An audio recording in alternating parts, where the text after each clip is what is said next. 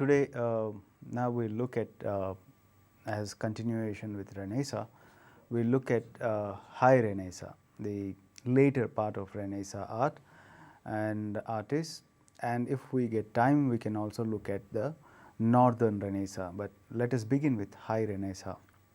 High Renaissance is very important in the sense that you have a dramatic expansion of imagination takes place in the context of visual art as well as sculpture, and that also reflects in the architecture.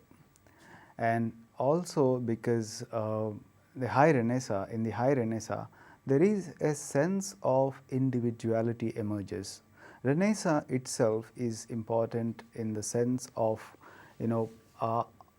artists became artists, in the sense before the time period of Renaissance, the artist as a figure of the artist, as an important person, was not something that society considered.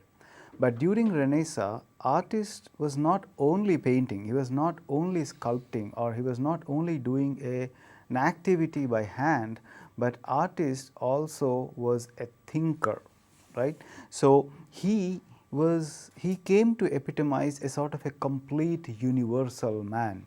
The idea of the universal man was proposed by Vitruvius.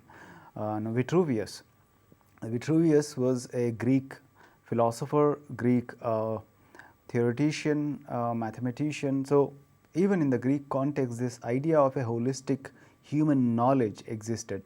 So a complete universal man existed at that point of time. So we know that Leonardo also sort of imagined himself as a complete man, Leonardo da Vinci.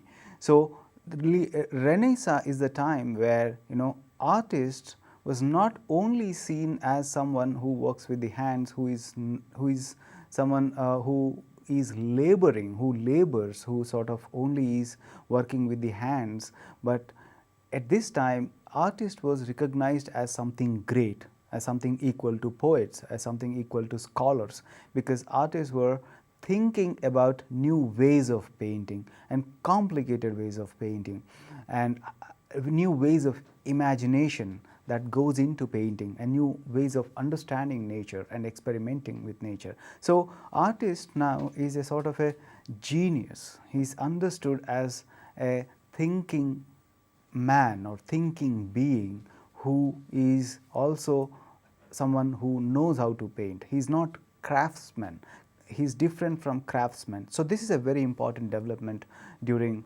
Renaissance, and in the context of High Renaissance we see this particular image of the artist is more self-conscious. We can see Leonardo, Michelangelo, Raphael and other artists of this time, the later Renaissance, they were really more self-conscious than the artists of early Renaissance. These artists were really imagining themselves as this universal human beings, universal men and artists. So the time period approximately kind of spans 4 decades, from the late 15th century to the 1527. 1527 is when Raphael dies. So that is the moment till the year we mark as High Renaissance. So at this point of time, the important shift that takes place during this time is the focus shifts from Florence to Rome. Okay. Before, in the context of the early Renaissance time, let us say in the early 15th century till mid 15th century and later, you have Florence becoming a very important center for art because of its Medici family, right, and other banking families, but Medici family was the main family. So Rome attracts the center. The shift, there was a shift happens from Florence to Rome. So Rome assumes this importance. Rome to kind of assert its power, basically the popes started commissioning. Okay, so the Pope Julius II is an important figure who commissioned murals, who commissioned architecture, who commissioned sculpture, and he invited these three important artists, the trinity of high Renaissance. What these three people are called trinity of high Renaissance: Michelangelo, Leonardo da Vinci, and Raphael. Right. So Pope Julius really, he was invested in art, invested in patronage. He wanted to kind of retain the legacy of Rome. He wanted to retain or bring back the importance of Rome, the fame of Rome. And because of this funding, the Pope funded all these art activities and construction activities. It actually bankrupted Rome.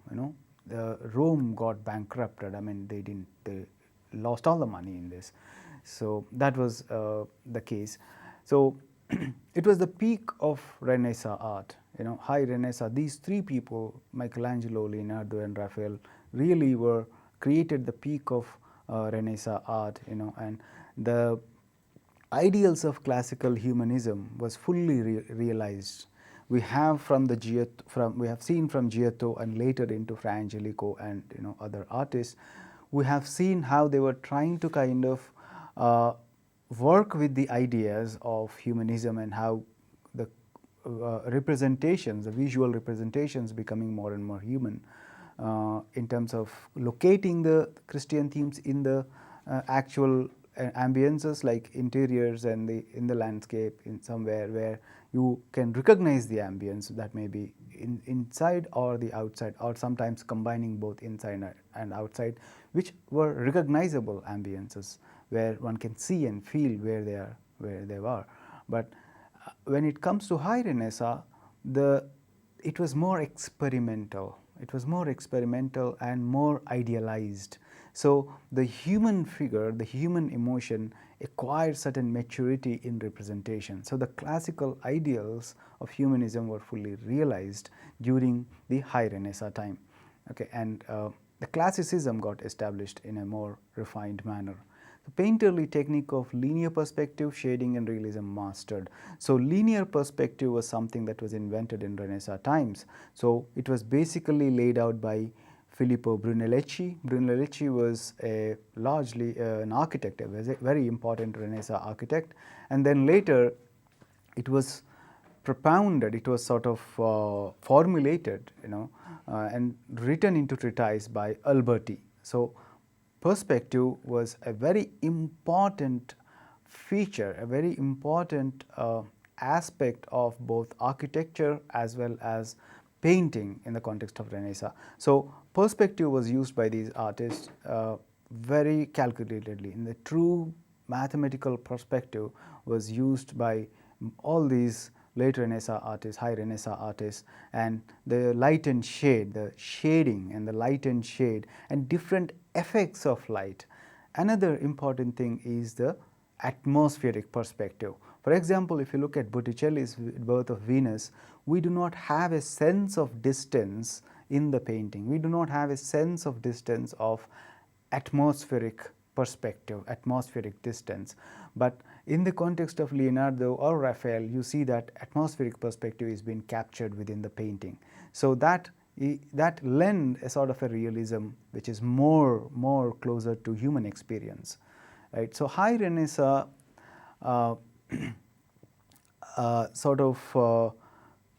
high Renaissance Italy plagued by political turmoil and religious dissent. So this Renaissance time, the late Renaissance, the high Renaissance, political turmoil was also related to the religious dissent, because that was the moment of Reformation. That was the moment of Protestant Reformation, Protestant Protestantism questioning the Catholic belief, where Protestants said that we should believe in the Bible rather than the church. So Protestants were questioning the very Catholic institution, the church. They were questioning the authority of the church. So this was the time, the high Renaissance was the time of these questions.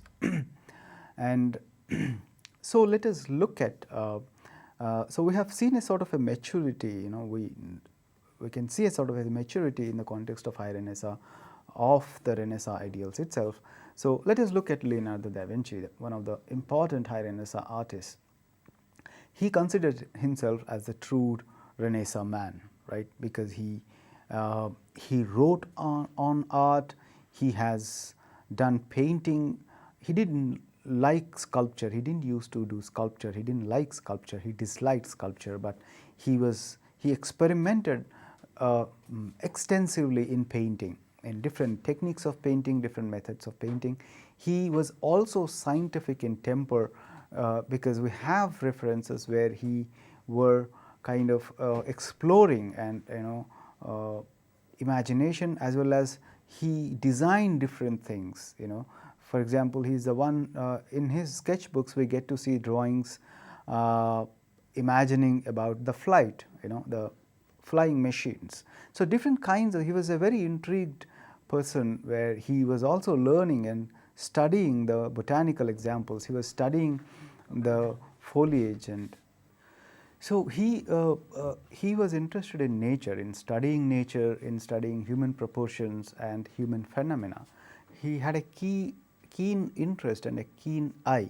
So he believed the eye, as a true Renaissance man, not the words that are written in the texts, but he believed the eye, eye as a perfect tool for studying the world, worked from the observation. So he studied, he observed the world around, and we have in his sketchbooks different kinds of botanical drawings, different kinds of animal drawings in different motions of horses, lions, and different animals. He also had observed and studied children, how they move, and different human beings in different ages. So he kind of observed, and he believed his eye. And the notebooks we have, they reveal his curiosities, not only what he saw, but the imaginations, what he wanted to kind of design. He also sort of designed artillery, not only flying machines, but at least he drew, he kind of made sketches. So sometimes he referred to as, he kind of created this canon of proportions, the proportions of human body. So if you look at this image, look at the image on the right side, where this is called Vitruvian man. Vitruvian man is this complete man, the universal man, the man who knows everything, who is equipped with mathematics, who is equipped with aesthetics, who understands astronomy, who knows mathematics, who is well versed with rhetoric, the methods of speaking. So all the kinds of intellectual potentialities, intellectual faculties, he is the universal man.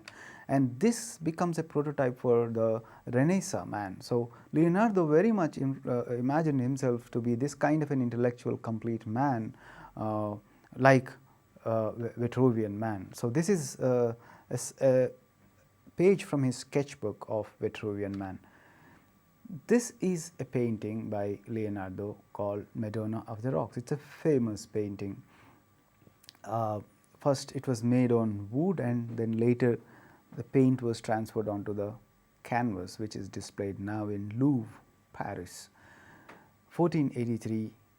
And you see, it's quite mysterious in the sense, the effect. You have Madonna is sitting in the almost in the center. You have Christ, and the figures that are arranged here, you can actually draw a sort of a triangle, right? You can see a sort of actually you can draw a pyramid. You can see these figures, you can actually draw a sort of an equilateral triangle, and this equilateral triangle is the most balanced shape that we have in geometry, right? So he is using that particular frame of an equilateral triangle to compose these. And if you look at the light, the way the light is falling, the light is made to fall right on these four figures, and the rest of it is not so luminous, so lit up than the rest.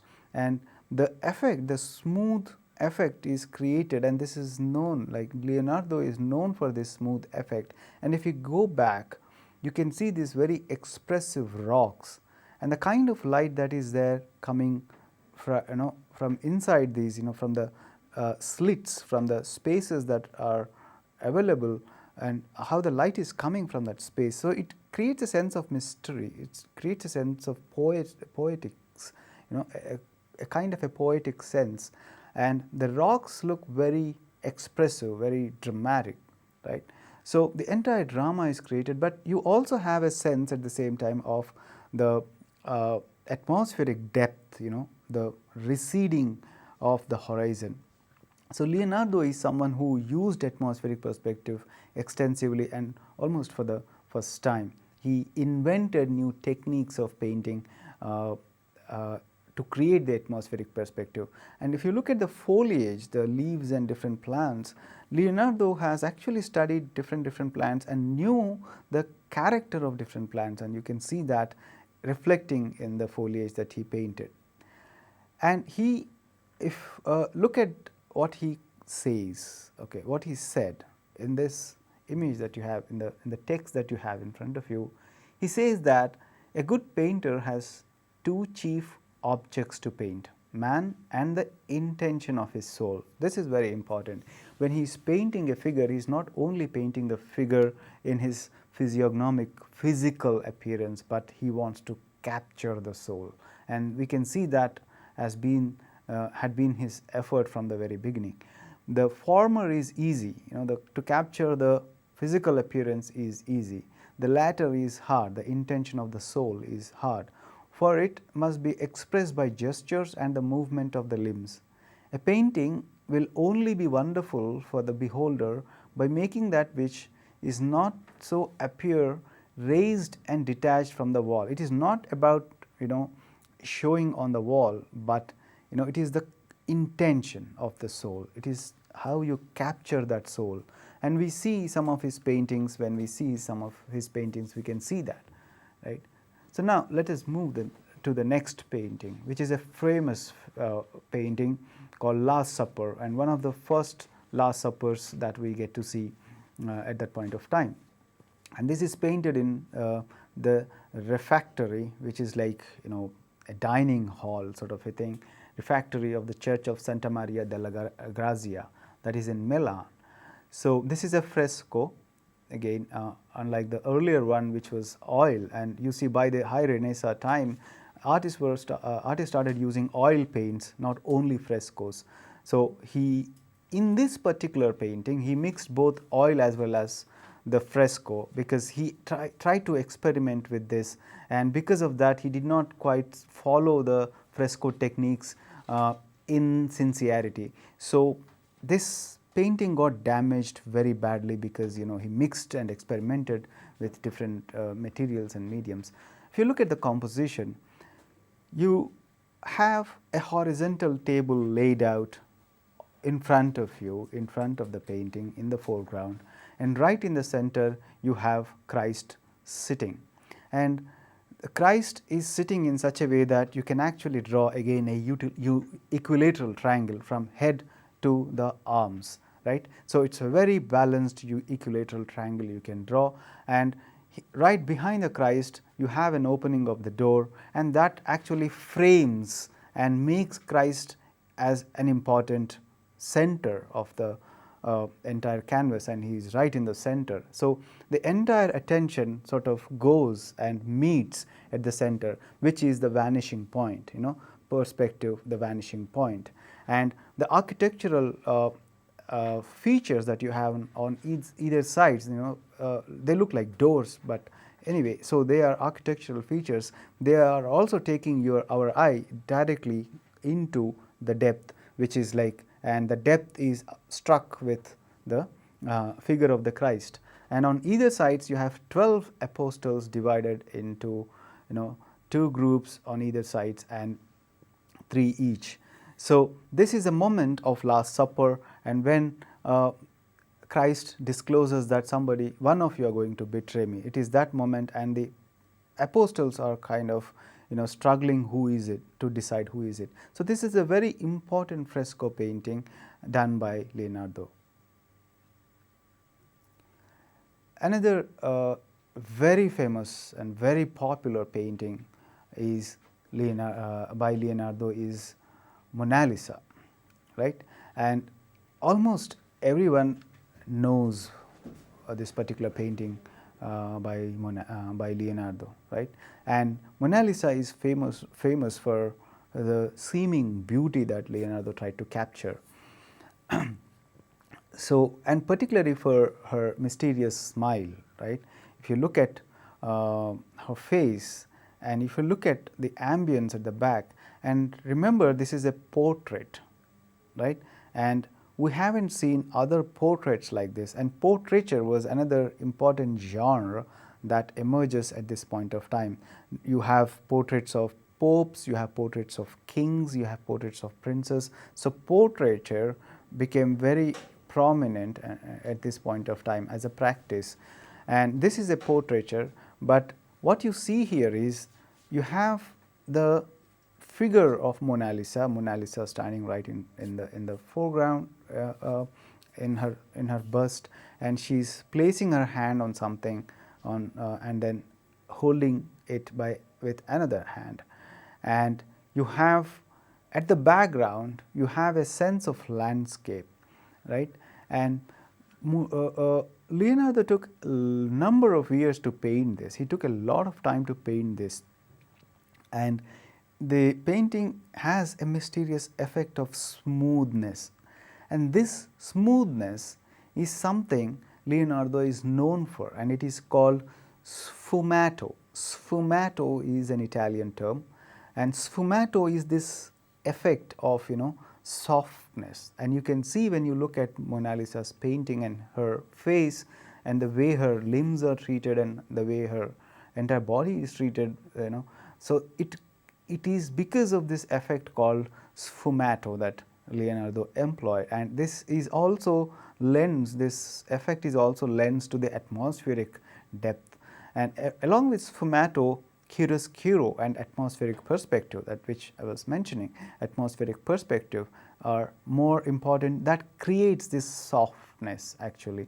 Chiaroscuro is the light and shade, and you see how the light is falling right on the face of Mona Lisa, and how her face is lit, and the economy of smile, the rendering of her face, making it look more softer, more delicate, and the entire treatment is so softer.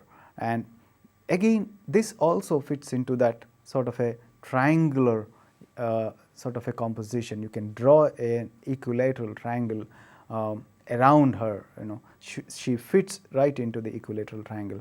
So if you go back, when you go back, you have a sort of a landscape whose light is very different from the light that is falling on Mona Lisa, right? So he has done the portrait within the studio, and the landscape is done with a different light effect altogether, because that is not done by looking at, but that is done with his experience of looking at the landscape. So it is done from memory. So there is a kind of a disjunct if you observe very closely. It looks little incomplete, it looks little disjunctive rather than merged very easily. But because our attention is very much focused on Mona Lisa, that becomes slightly obscured. And who was Mona Lisa? Mona Lisa was Lisa di Antonio Maria Gherardini, right? She was the wife of Francisco della Giocondo. So a wealthy Florentine, okay. So he wanted his wife to be painted, so which is why, and he was unhappy in between because Leonardo was taking a lot of time, right? So anyway, so what is Mona Lisa? Mona means, it is a contraction of Madonna, Virgin Mary, right? Contraction of Madonna. So Mona means basically Madonna, which is my lady, and Lisa is her name. So that means my lady Lisa. So that is the idea. And there is a lot of controversy which we don't go into it, a lot of speculation about it. But anyway, it has a convincing likeness and a sort of a personality and boldness, a sort of a bold personality and a very convincing likeness, right? And it has, she becomes a window into landscape. That is interesting here. She she is standing right in the front, and at the back you have a landscape, and she becomes, through her we see the landscape. So she becomes a sort of a window to the landscape, and which is why you have a, because of this complexity of treatment and the composition, this painting becomes very, it attracts a lot of attention from the people and the scholars. So let us move to some examples of his sketches. So these are 2 pages from his sketchbook. So on the left side, this is a sort of a experimentation, a sort of an imagination that he tried, where he was thinking to design a machine using which a man can walk on the water, right. So you can see a man is trying to walk and standing on something, and then he is holding. So it is, he was trying to imagine. So this shows his scientific temper, his scientific interest in science. And on the right side, he's planning, he's designing, he's attempting to design flying machines, right. So one is a sort of a rotating machine, another is more like a bird-like looking machine. So you have several drawings like this, where Leonardo's other personality, rather than the painter personality, you have other personalities could be seen of Leonardo. Now let us look at Michelangelo. Michelangelo is another important figure of High Renaissance. He did both sculpture and painting, more expressionistic, and unlike Leonardo's softness, you have more rugged figures in this, more expressionistic figures in this. So let us look at this particular image that you have, which is of Sistine Chapel, the roof of the ceiling of Sistine Chapel.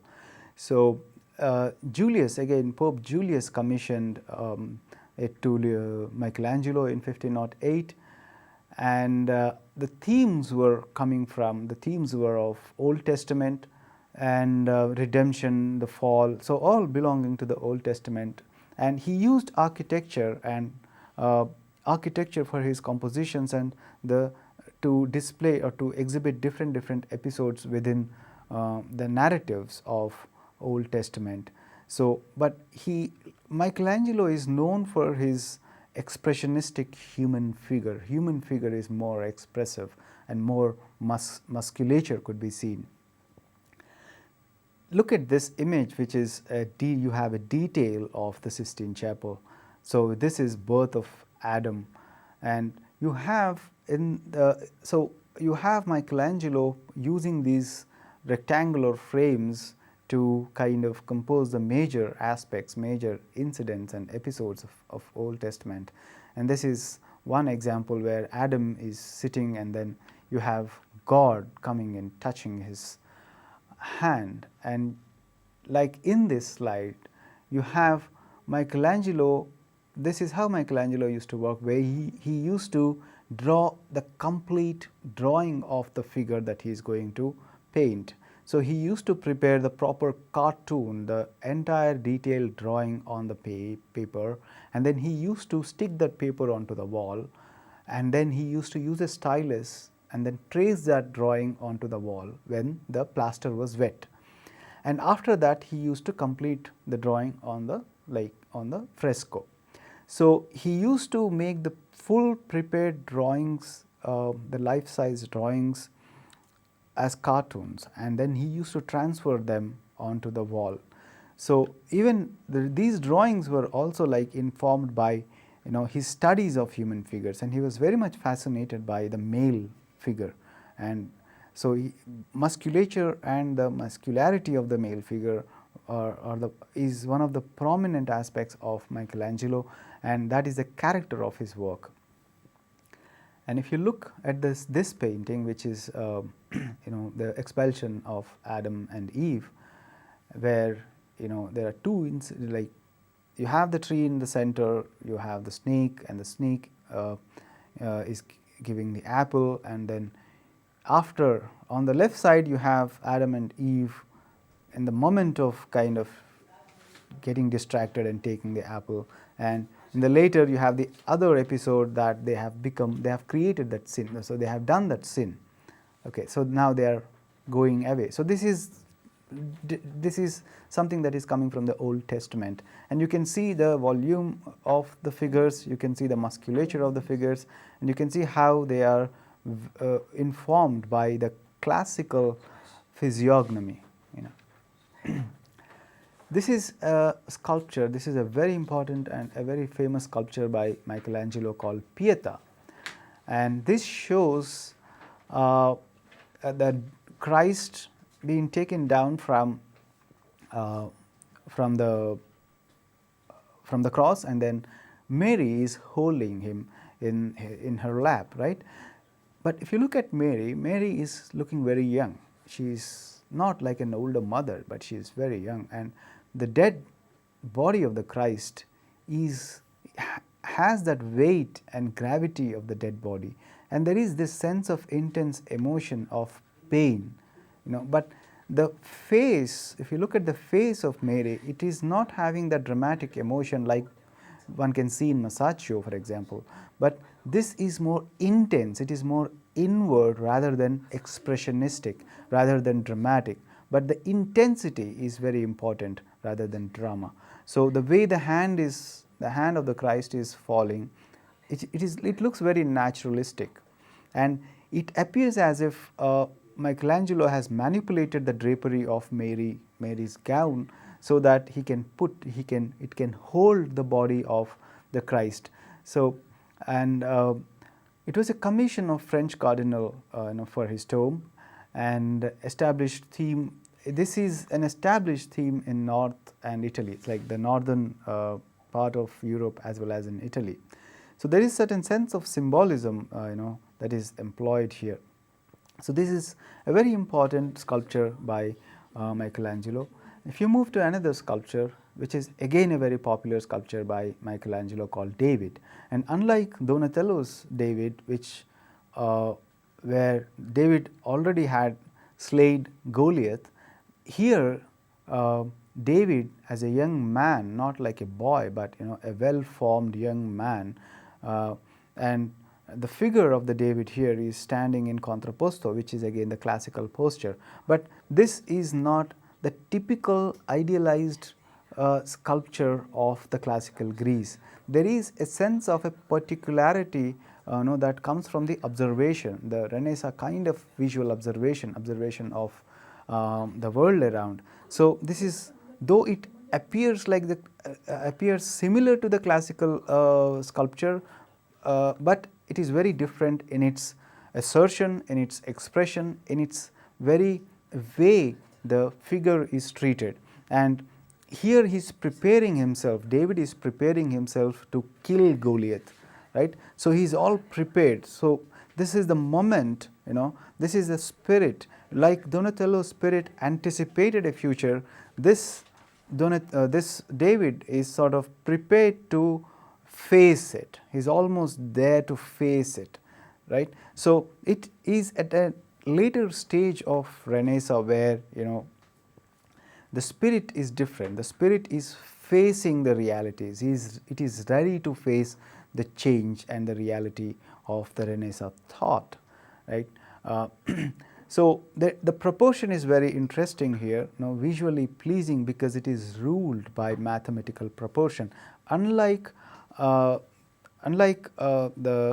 classical sculpture, it is different because there is a sense of geometry, there is a sense of mathematics within it. Let us move to Raphael.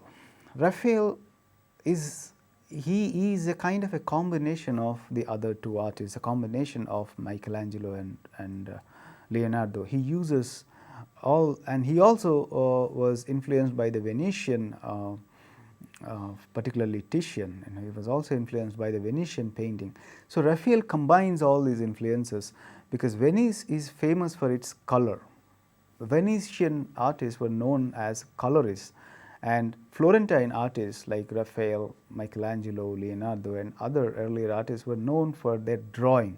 So Florentine artists were more drawing oriented, whereas Venetian artists were more color oriented, because in Venice the light is very different. The sun is bright and the light is more intense than in Florence, which might have inspired them to create the bright and flashy colors.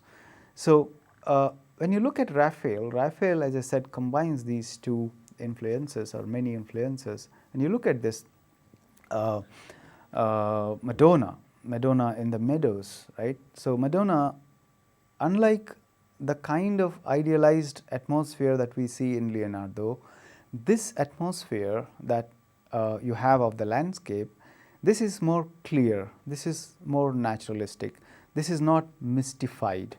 This looks more clear, more approachable, right? So as if somebody is sitting in the landscape. So you have Madonna, and look at the face of the Madonna, the facial structure and the expression. It looks very close to what we can see in Leonardo's Madonnas. And again, the way she is sitting, look at the leg, the feet, and the two boys, Christ and the other boy, they are playing right there. So it forms this equilateral triangle, and Raphael is the one who uses this all extensively. And we could see that in Leonardo. Leonardo was using this geometric shape to compose. Like, you can actually draw from the head, from the tip of the head of Madonna to the toe that you see on the right side and also this side, and the toe of the other boy. So you can actually draw a perfect triangle. And this perfect balance, perfect harmony, and the ideal beauty, these are the features of Raphael's painting. He combined all these influences and made this perfect beauty with perfect and ideal beauty with harmony and balance.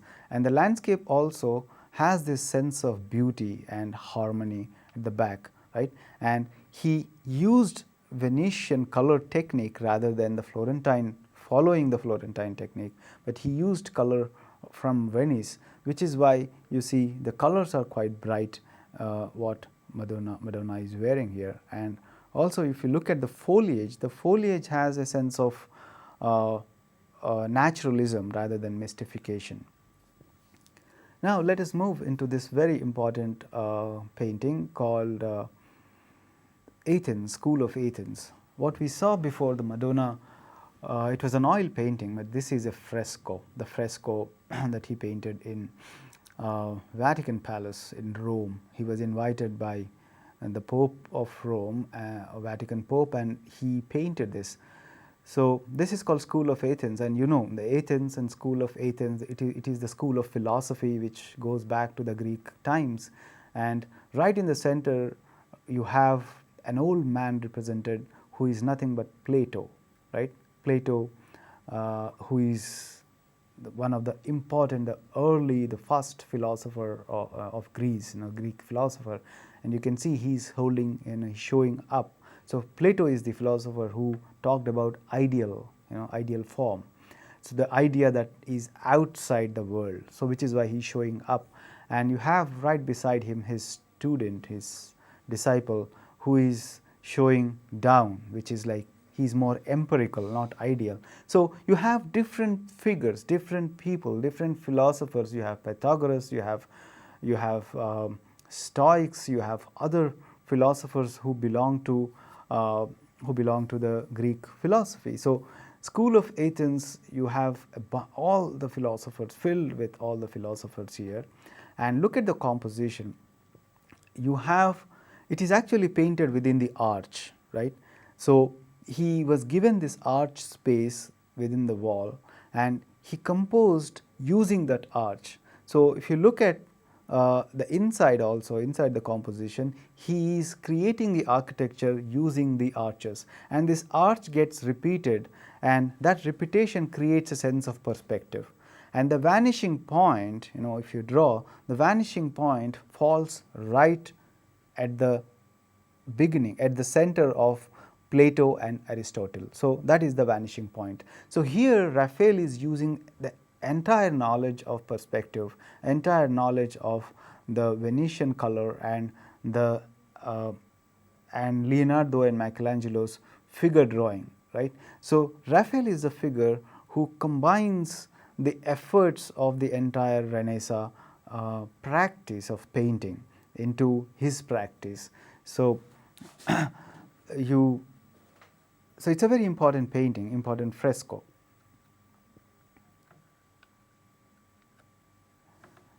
So the High Renaissance in Florence, we have seen these three artists are very important, and how Raphael epitomizes the evolution of High Renaissance. And now if we have another important place called Venice. So we have seen Rome, we have seen Florence, and how the Florentine artists went to Rome and they painted there, and very important artworks. And Venice is a different place. Venice is more emphasized on color, right? And Venice is the place where they started painting in oil first, before to Florentine maybe. Though the oil painting was invented in the northern part of Europe, so the Venetian artists started painting in oils and oil on wood. But the quality of Venetian painting, it has it kind of has a sensuous and poetic quality. Unlike the Florentine artists, who were more intellectual in approach, the Venetian artists are more poetic.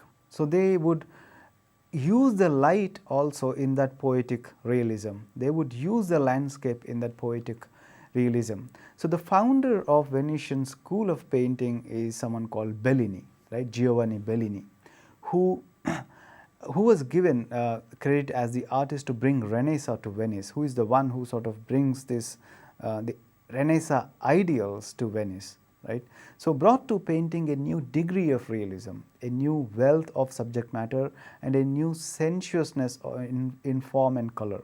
So these things which were new, I mean, sensuousness is something that you don't see in Florentine, but sensuousness is more important in the context of Venice, and that is also something to do with the Venetian culture, Venetian society.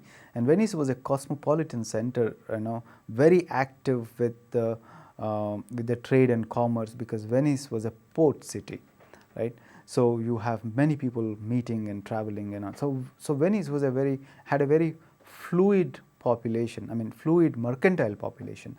So Venice had a different cosmopolitan composition, which lent to a different culture. And sensuousness, which is more physical, which is more material, which is more worldly, is a very important preoccupation for Venetians, and Venetian artists reflected that.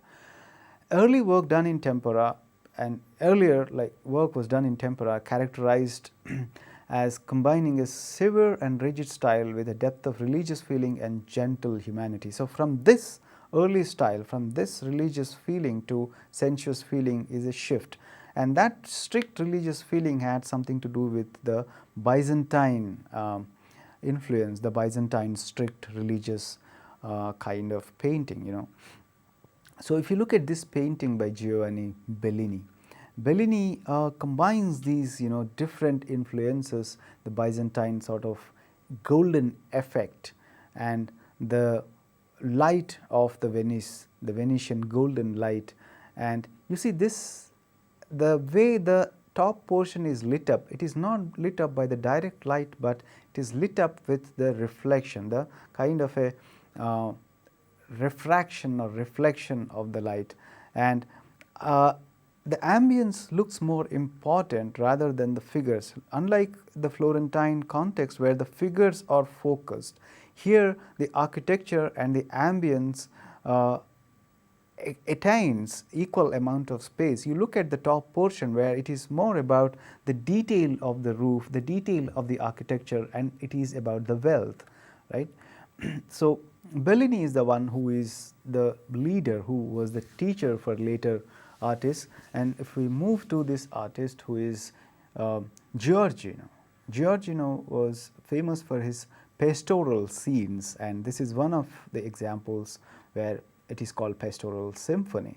It is nothing but it is different from Venus. He is not calling them as Venus, but he is just the pastoral. And the idea of the poetic quality, as we said, it is not about the intellectual plan and intellectual thought, but here you have two men all dressed up, and two women. It's more about pleasure, it's more about sensuous pleasure, right? And sitting in this beautiful countryside and engaged in singing and playing and dancing and maybe the sensuous pleasures, right. So it has this material sensuous quality, but at the same time linked with the poetic quality of the nature of the landscape. It has nothing to do with the seriousness of the religion and the seriousness of the intellectual approach to painting. And if you look at the figures, the nudes also has a sort of a sensuous quality, which is different from, let us say, what we see in Michelangelo, or if you go back, what you see in Botticelli. Botticelli's Venus was not sensuous, it was elegant, right. The figure was elegant, but if you look at these particular nudes of Giorgino, they look very sensuous, they are supple, right. So this also sort of explains us about the kind of taste of the patrons in Venice. Now if you look at this painting by Giorgino, called Sleeping Venus, right. It's a very unique painting, and a painting that influenced later artists about their imagination. And this is Venus, who is passive, who is sleeping, and the way the light is falling, the light lights up the flesh, it almost creates a luminous quality to the flesh, to the figure of the Venus. But the Venus is very passive. The entire body, the sensuous quality of the body is sort of open for the viewer, right. And this is definitely patronized by a male patron, right. So a mercantile male patron. And this is, again, the figure of Venus is placed in the landscape, which is very unusual. She is not in the bedroom, but in the landscape outside.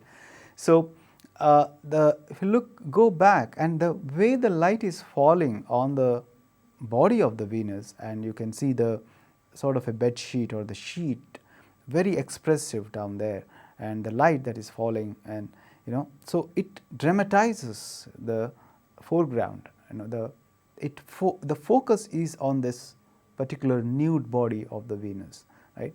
And the light that is falling on the foreground or on the body of the Venus is very different from the light that you see in the landscape, right. So these two are treated with different lights.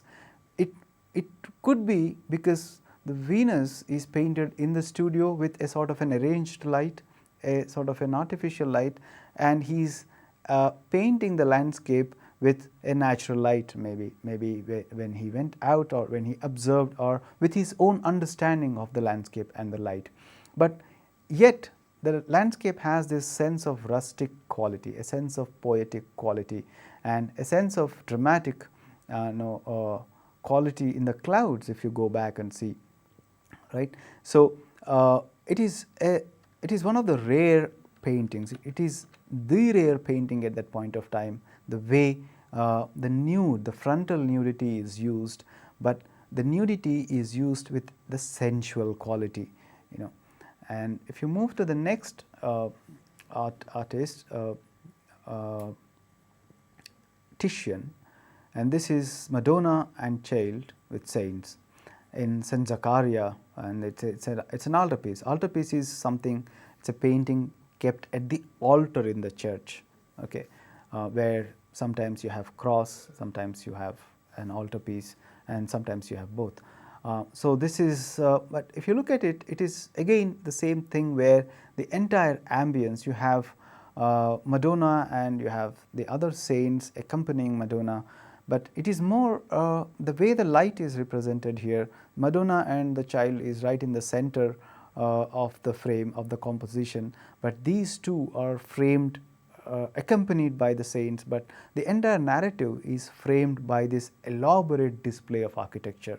This elaborate display is something very different from the Florentine compositions, where the focus here is sort of also given to the architecture, and the light that is falling from the left top, from the left side, and that light is not only falling on the Madonna and Child, but it is lighting up the entire ambience. So it is a different approach. It is a different approach to what we see in the Florence and Florentine composition. So, the Central Italian artists focused more on intellectual themes, while Venetian artists painted the poetry of the senses, the senses and the delighted in nature's beauty and the pleasures of humanity. They are more material rather than intellectual. Venetian artists began painting on canvas, right? So, they not only did frescoes, but they also painted on canvas, because the atmosphere, the weather of Venice could make it possible, because in Venice fresco was not very conducive a technique to paint. So, they started working with oil on canvas. They have used canvas for the first time. Before that, you have oil painting done on wood panel, but in the Venetian artists have used canvas and painted wood, painted oil on canvas. In the late 1470s, Bellini was introduced to Flemish oil painting. So, that is how oil painting comes. Otherwise, they were before painting in tempera, that is the standard technique of painting the altarpieces, or frescoes on the wall, right? Tempera on the wood for the altarpieces, which is movable, whereas fresco which is fixed, which is not moved. So, in the late 15th century, in 1470s, Bellini gets introduced to Flemish oil painting. It is there oil painting was started, and so he brought that to Venice. So, someone called Antonello di Messina, Antonello di Messina introduced oil painting to Giovanni Bellini, and from there he brings oil painting to Venice. And let us move to this slide, the next slide. The image is Venus again, which is closer to Giorgino's Venus. This is called Venus of Urbino. It is because Duke of Urbino commissioned it, because of which it is called Venus of Urbino, and it is again oil on canvas. But unlike Giorgino's Venus, this Venus, Titian's Venus, is set in the inside. She is lying down on the bed, and unlike she is sleeping in Giorgino's context, Venus here is looking at the viewer. She is addressing you. If she is at least receiving your eyes, receiving your gaze, right? So, otherwise the body quality, the way the flesh is painted, the way the light is painted, the light is very closer to what we see in Giorgino's. But here, if you look at the eyes and the way she is looking at the viewer, right? So, definitely when the Duke, the male Duke of Urbino has patronized it, asked Titian to paint it, he wanted to have it displayed in his own interior chambers, in his own private space, and he wanted to look at it. So, it is basically the male viewer, the Duke of Urbino basically was looking at it. So, when you look at Venus and the way she is receiving your gaze, when you look at her, she is receiving you. There is this sense of welcoming, she is not obstructing you, or she is not passive, but she is active in the way that she is welcoming you. So, that is very interesting about this image, and it is also problematic, this very gaze, this very invitational and welcoming gaze is an imagination of the male artist for the male patron, right. So, this kind of objectifies the female body, and which is very problematic, right. So, this objectification also tells us about the kind of culture, about the kind of taste that existed in Venice, right. So, it is again, this is arranged, the composition is placed, the body of the Venus is placed on the bed, and you have a dog placed right there at the foot of Venus, and the dog is sleeping, and Venus is holding flowers, which is a symbol, it is symbolic to fertility, it is symbolic to celebration and festivities. And if you go back, at the back of the room you have a chest in which you have an attendant and girl is looking some things inside it. So this is again a moment of marriage. Actually, it is the son of the duke was getting married, and the chest that you see at the back must have come with the lady who came, who got married to his son. So this has a lot of layers, you know, about the painting, but this is unique because of its gaze, the invitational gaze, and the way the light is falling on the body of the Venus, that makes it more supple, more sensuous, and more material, you know, and of course poetic in one sense. And if you go back, you have, this is an interior chamber. The composition is very interesting. He is blocking the eyesight, he is blocking our gaze right behind the Venus by using a curtain, right behind the top portion of Venus by using the curtain, and the curtain intersects the hand, the palm that is she is placing on herself, the way that she is placing on herself. So it's very calculated. It is blocking, and it is the politics here is, the idea here is to hold you right in the foreground, and then after that to release you to the background. So there is very calculated kind of a composition, not a sort of an open composition like you have in Giorgino. So we have seen the high Renaissance and of the Florence, and also the corresponding developments happened in the context of Venice, right. So intellectual practice towards painting was emphasized in the context of high Renaissance Florence, whereas sensuous, poetic and material, you know, worldly emphasis was in the context of Venice. But both painterly experiments led to the evolution of painting in different ways, and there were artists who combined both these at a later point of time, like you have Raphael as an example.